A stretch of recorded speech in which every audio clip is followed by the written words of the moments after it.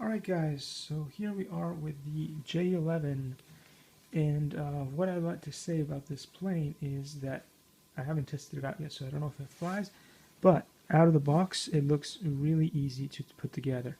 The battery is in the front compartment. You have this very easy to set up charger that comes with it. The remote is better than what you get on the what do you call it? The Aero Scout Mini from Hobby Zone. This is very easy to use. Aero Scout Mini is super flimsy here and super flimsy here, so it's hard to control in the air. So this is more like the Volantix 787 regular plane, you know, like the planes you fly on. And this one here is just like a jet version of that.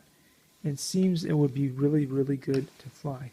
Anyway, stay tuned for the maiden flight.